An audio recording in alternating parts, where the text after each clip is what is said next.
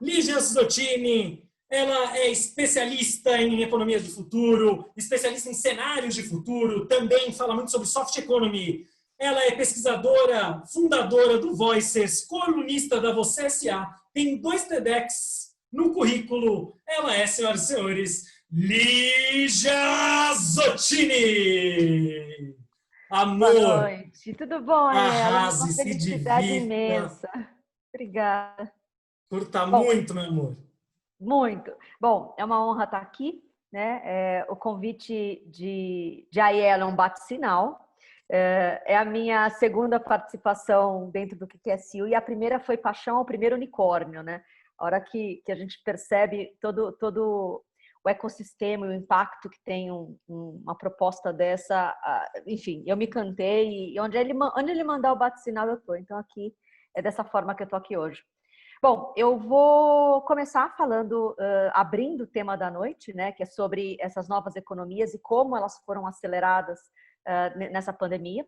Para isso, a gente vai começar fazendo share aqui da tela, então, um minutinho só, para que todo mundo possa acompanhar aí as ideias dentro desse processo.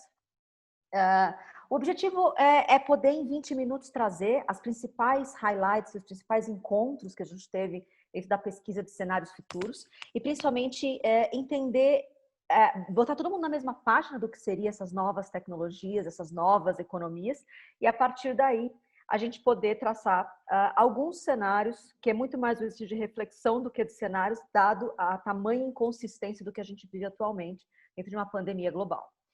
Dito isso, eu gostaria de apresentar para vocês o que a gente trabalha no Voicers como metodologia de novas economias, tá? Muitas vezes vocês conhecem no mercado através desses nomes e basicamente fica aquela confusão, qual é a característica de cada uma. Então, eu gosto de trazer dentro desse frame que a gente acaba fazendo aqui no Voicers, que existe uma migração atual entre a hard economy, a gente chama de hard, toda aquela economia clássica, revolução industrial, começou no começo do século passado, enfim, que foi muito boa e ela serviu para nos trazer até aqui, principalmente num mundo onde os caminhos da comunicação, do conhecimento e da produção de serviços e propriamente mercadoria, ela tinha canais de distribuição muito bem dominados e controlados, né? No mundo onde a gente teve a expansão digital acontecendo, é que ela começa a não fazer mais sentido. Então, hard economy, porque a gente opera no físico, e o físico muitas vezes é muito duro a gente traduzir ele e transportar de um lado para o outro, tá? E lá embaixo no soft é porque todas as novas economias, ela vai trazendo versões mais sutis dessa economia que a gente estava acostumado e que, para mim, o pico dela como pesquisadora a gente encontra em 1990, tá? A partir da massificação da internet no começo, no final do século passado, começo desse novo século, enfim, desse novo milênio, anos 2000, as coisas começam a ganhar a complexidade VUCA que todo mundo fala. O primeiro ponto aqui é deixar muito claro que é um funil, não porque você vai de um para outro. Eu gostaria de poder colocar como se fosse círculos interseccionando, tá? Elas coexistem, na verdade. O problema é as curvas de maturidade de cada uma e a quantidade de pessoas que já se exercem ou vivem essa nova economia. Então, eu vou dizer rapidamente a característica de cada uma para que vocês entendam a lógica e como é que elas coexistem, quem puxa quem.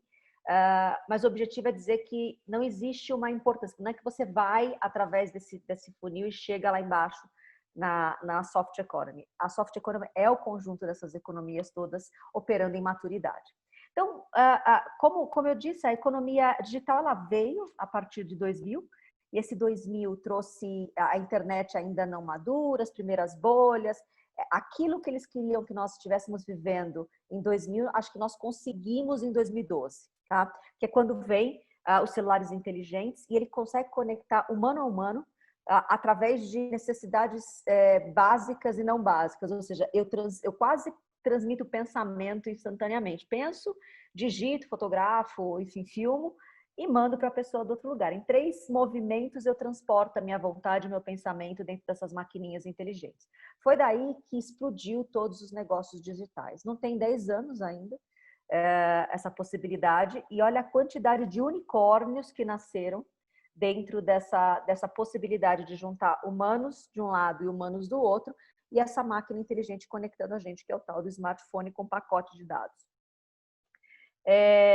Eu acho que a gente ainda vai entender todo o impacto disso nos próximos movimentos, mas uma vez que você tem muita exposição digital, você ganha repertório, né? E aí criatividade não é só uma questão de inspiração, criatividade é também e principalmente uma questão de repertório. Então toda a economia digital ela anda de braços dados com a economia criativa. E toda vez que você tem muito repertório, você tem muita possibilidade de criar a partir disso. A tecnologia massificada é um repertório. Então, abre-se também a economia criativa. E dela é que a gente começa a querer colocar para fora aquilo que a gente faz de melhor. Seja aquela tentativa de final de semana, seja aquela tentativa pós-trabalho oficial, seja aquela tentativa saindo do trabalho oficial e começando o seu negócio, seja aquela situação onde você já saiu da faculdade e não quer um trabalho corporativo, você já quer esse trabalho de empreendedorismo. Então, a economia criativa, ela nos brinda com essa possibilidade. E uma vez que você faz algo muito legal, você quer mostrar para todo mundo, né? E aí vem a próxima camada, que seria essa camada de economia de acesso. Então, não é só os 30 dias gratuitos das plataformas, dos aplicativos, dos softwares. É a quantidade de coisa que a gente aprendeu a dar acesso. Eu não gosto da palavra dar de graça, tá? É dar acesso mesmo. A internet ela está cheia de acessos, né? E o free não é de grátis, o free é de livre. Isso aqui é free. Não necessariamente você não está pagando nada. Mas o objetivo é dar acesso até a pessoa te conhecer e começar a ver o valor em te consumir monetariamente. Isso era muito raro, né? Ter na economia clássica, na hard economy. Uma vez que você dá bastante acesso, o que acontece? Eu dou acesso ao meu melhor, recebo o melhor do outro. Então, a economia do compartilhamento ou a economia circular se instala entre a gente.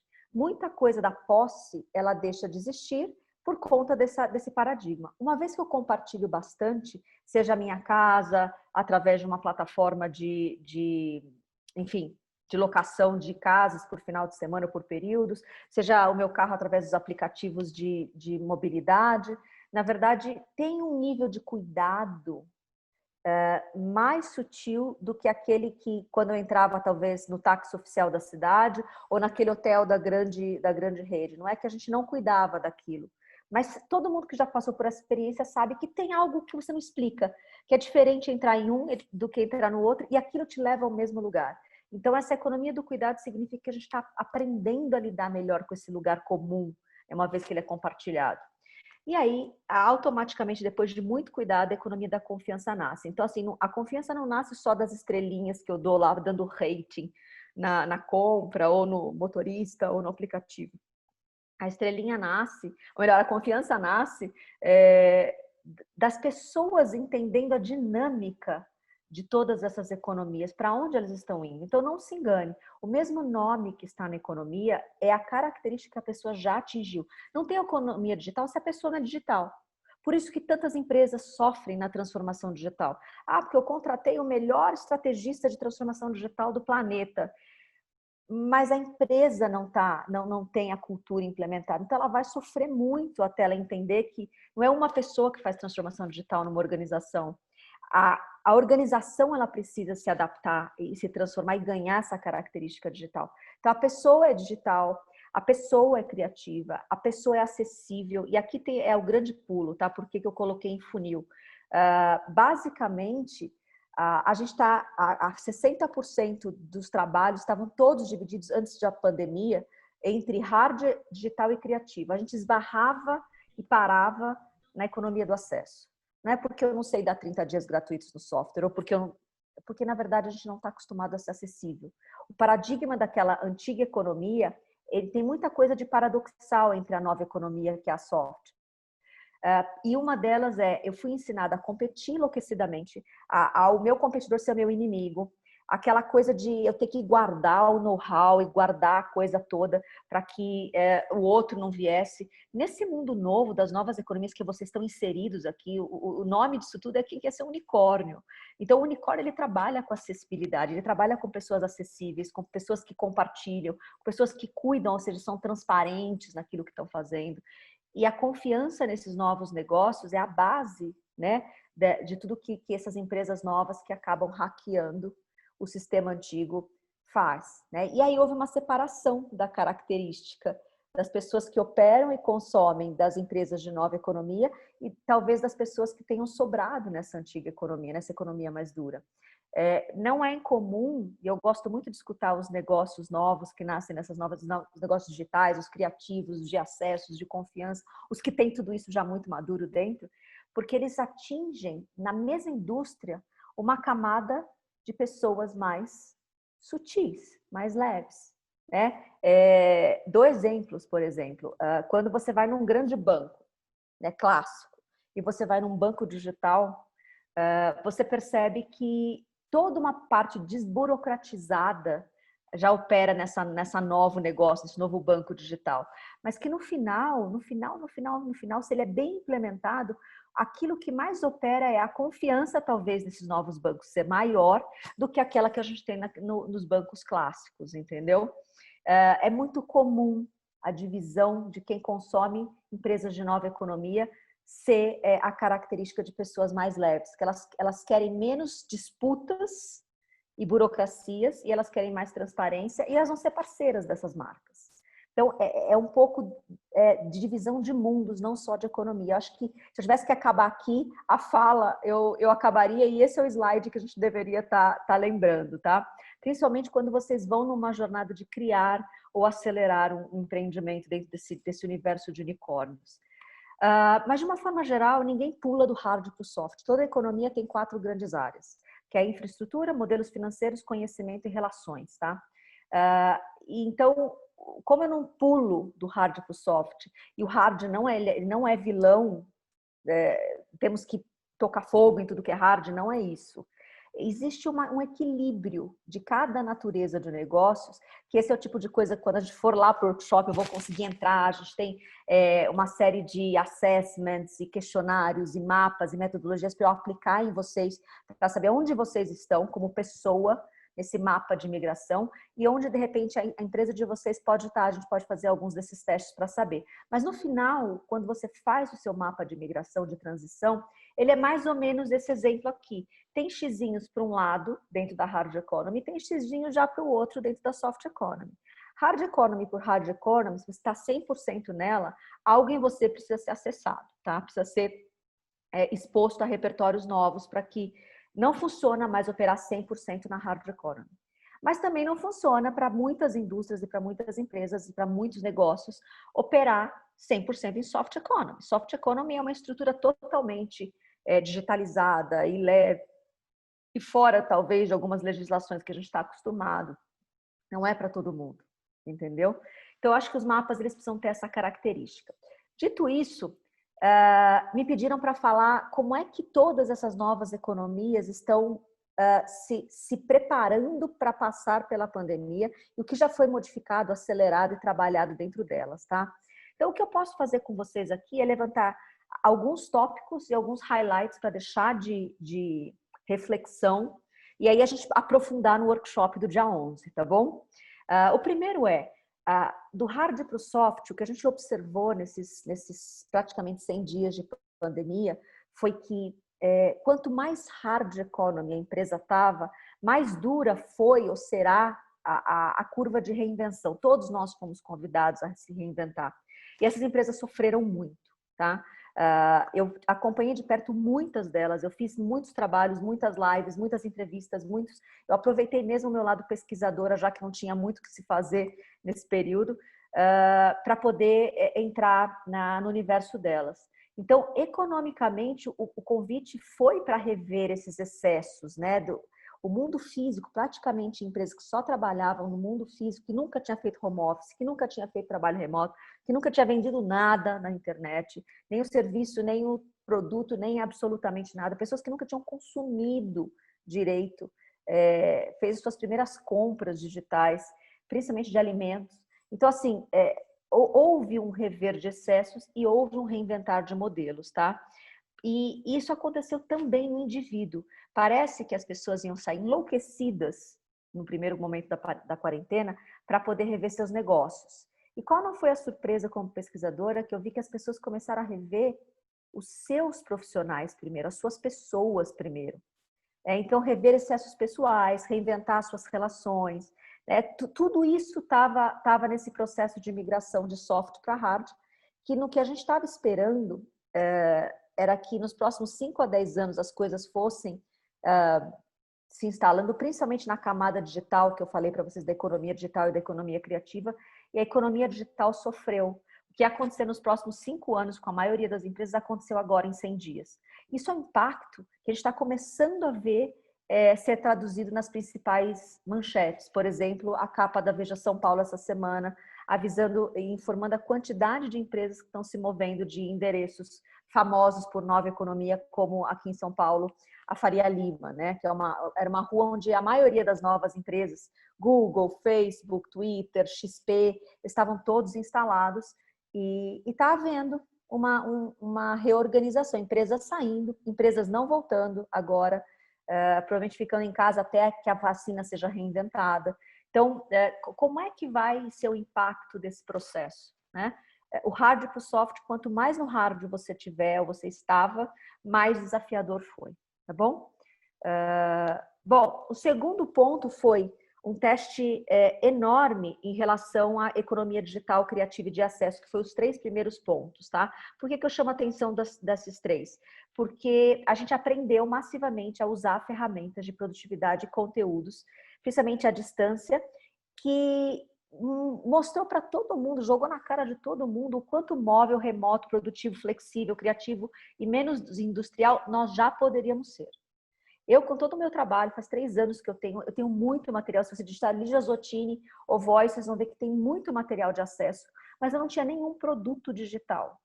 E eu criei meu primeiro produto digital nessa quarentena, porque o mundo acontecia, o meu mundo monetizado acontecia nos eventos, nas consultorias, nos workshops. Então, aquilo que a gente levaria décadas está sendo implementado no susto. Isso vai ter um legado interessante para a gente a partir do ano que vem, né? Outro ponto, máquina para o humano. Todo mundo vem até mim, né? Foi muito comum nesses 3 anos, desde que eu saio do mundo corporativo para fazer esse trabalho de educação de cenários futuros, educação e pesquisa, né, de cenários futuros, pedindo que a gente trouxesse os cenários de novas economias e novas tecnologias. Tanto que quando a gente está em eventos físicos, eu levo máquina, vocês experimentam óculos, põem a mão na máquina, inteligência artificial, essa coisa toda. Nessa quarentena, eu nunca fui tão chamada para falar o outro pilar do Voices, porque um é tecnologia e inovação e o outro é pessoas e tendências. Eu nunca fui tão chamada para falar de pessoas. Então, vai haver um rechacoalhar, um ressignificar da importância do ser, né? Novas formas de ser, para a gente encontrar novas formas de fazer. Então, humanos com tempo para questionar tudo foi o que a gente ganhou nessa quarentena. Então, esse olhar para dentro, esse estar fechado nesse mundo do mundo barulhento, que é o mundo lá fora, né? Ele trouxe uma importante conectividade real, né? E é paradoxo, porque a gente é o mais separado, talvez, que a humanidade já teve dos outros humanos. Então, eu acho que cada um aqui, se eu tivesse espaço para vocês falarem um pouquinho, essa quarentena vocês sentiram muito mais o lugar interno, eu tenho certeza, do que o lugar externo. E foi daí que vocês começaram a tomar decisões, seja como pessoas, profissionais, donos de empreendimentos. Isso eu gostaria que fosse algo que se mantivesse, que a gente não desinvertesse. A gente veio num mundo muito mecânico, onde o homem era usado como máquina, e a gente está migrando para ganhar um lugar do humano e a máquina como suporte, né? E não o oposto. Bom, o terceiro ponto que a gente traz como tendência é que não deixar a economia desandar é o que todo mundo fica receoso depois que entende-se que a gente vai passar como planeta por essa pandemia, mas a gente vai ter um legado econômico muito pesado, né? O mundo já mudou. Aquele mundo que a gente conhecia em fevereiro, onde você tinha uma certa economia, um certo dinheiro rodando nos mercados, ele não existe mais. A hora que primeiros, enfim, escalões como os nossos ministros das finanças, enfim, injetam uma quantidade de dinheiro que foi semelhante e provavelmente vai ser superior ao que conseguiu se salvar, por exemplo, na última reforma da Previdência, nos próximos 10 anos, a economia do Brasil já está comprometida diferente de como ela estava em fevereiro, assim como nos Estados Unidos, quando você tem um presidente também injetando um percentual do PIB altíssimo, que historicamente nunca foi injetado na economia. Então, assim, a gente vai ter que entender que reset é esse. Tanto que o novo tema do Fórum Econômico Mundial para o ano que vem é The Great Reset. Então, como é que a gente recomeça em todas as áreas? Economia não vai ser diferente, entendeu? Vai ter uma discussão muito interessante rolando lá o ano que vem. E eu acho que a gente já pode começar a entender qual é o Great Reset, qual é o grande recomeço de cada um aqui. Tanto que o produto digital que eu lancei nesse período chama-se Reset, porque é isso. Se a gente não aproveitar esse momento para pensar em novos recomeços, vai ser muito difícil você querer voltar para o mundo lá fora e achar que ele vai estar igualzinho, tá? Eu acho que tem todas essas reportagens que, porque quando reabriu o shopping a pessoa fez fila na loja tal, ninguém mudou nada o consumo. Não vamos ser generalistas ao ponto de achar que tudo o que a gente traduz num único recorte significa o mundo inteiro. Tem sim uma parcela grande da população que repensou uma série de coisas, né? E tem aqueles que vão no primeiro dia fazer fila naquela loja específica para comprar aquilo que não compõe 100 dias. Tem de tudo, tem muitos mundos dentro desse mesmo mundo. Mas, efetivamente, o conjunto das economias ela já está abalada e já está diferente de fevereiro. Bom, o que a gente tem agora se encaminhando para o fim, o que vocês gostariam de perceber nesse processo criem lista de afazeres, mas criem lista de cuidados também, tá? O to-do list, o to-care list vai ser uma grande ferramenta para vocês. E 3 resumos finais, para que a gente possa ter mais tempo para se aprofundar primeiro fechamento, o marketplace é o novo normal, tá? Se vocês não estão no digital, vocês vão ter que aprender, de uma vez por todas, esse consumo, essa venda, essa exposição, essa troca, e serem os próprios escritórios.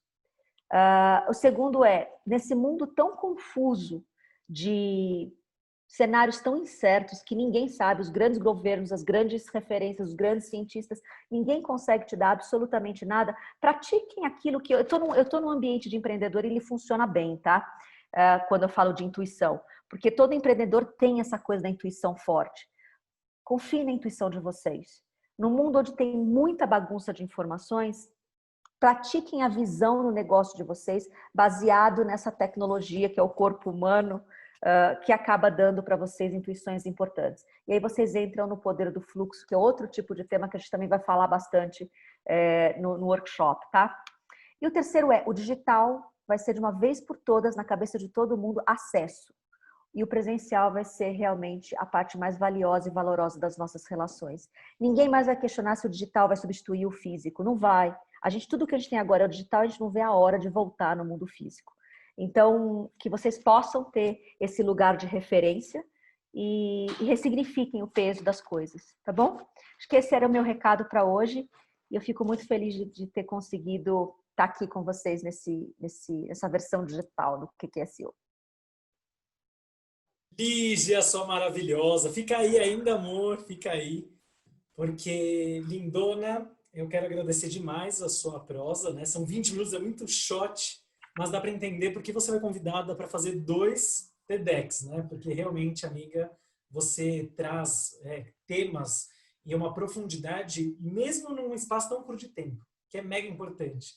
Quando eu assisti a primeira vez sua palestra, eu já fiquei mega feliz porque eu via, né, a Soul Urbanismo, que é a minha empresa que cuida, né, dos parques, né, gestão de espaços urbanos para as pessoas se conectarem, e a Voe, né, que a gente queria toda essa doideira, eu via já bem próximo do soft e eu já ficava bem feliz.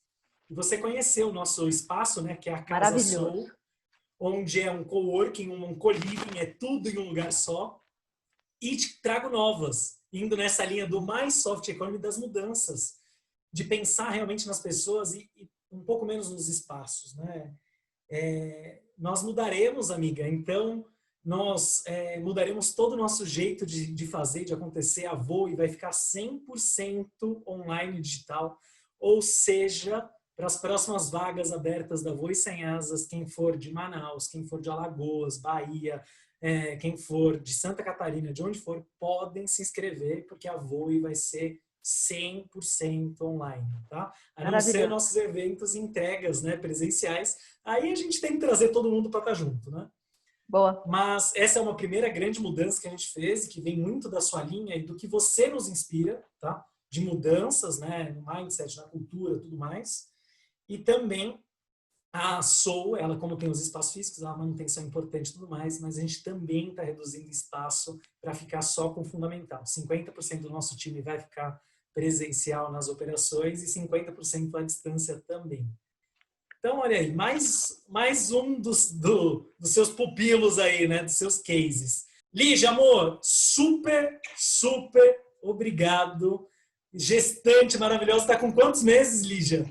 Então, 8,5, 34 semanas. Daqui a pouco a Beli está aqui. Justíssimo, amor. Muito obrigado, Lígia, de coração. Beijo.